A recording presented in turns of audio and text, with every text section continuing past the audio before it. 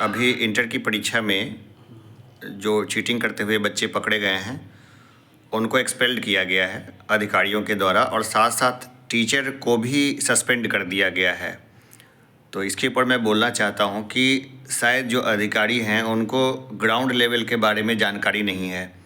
अधिकांश टीचर जो हैं, खास करके जो बीपीएससी से आए हैं, वो अन्य डिस्ट्रिक्ट से आए हैं दूसरे डिस्ट्रिक्ट में काम करने के लिए। अभी ज़्यादातर वही लोग हैं।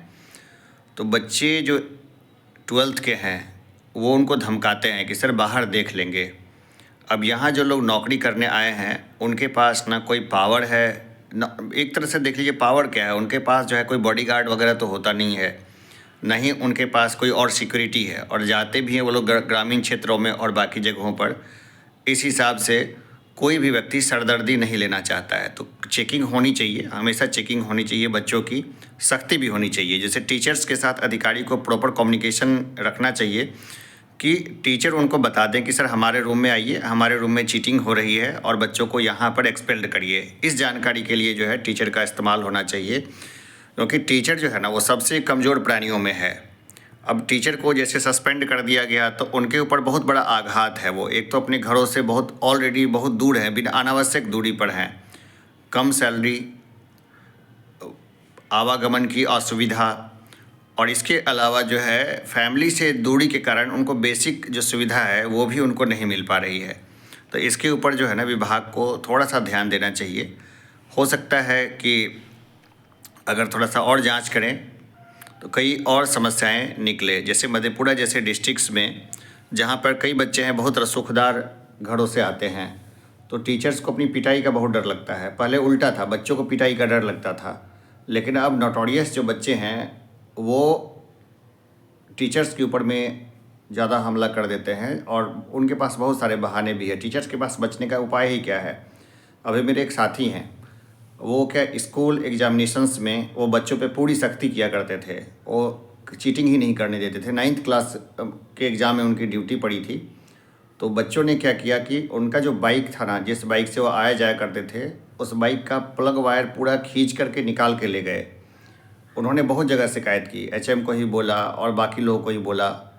तो सब लोगों का यही कहना था कि आपको अनावश्यक बच्चों को परेशान करने की ज़रूरत क्या थी, आपने परेशान किया, आपको परेशान किया।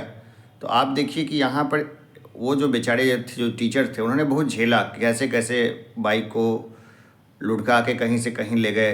बाद में उन्होंने खुद ही जो है ना गिव अप कर दिया कि यानी कि कहीं पे भी शिकायत करें तो सुनता नहीं, बच्चों की कितनी शिकायत करेंगे वो, किसको किसको करेंगे।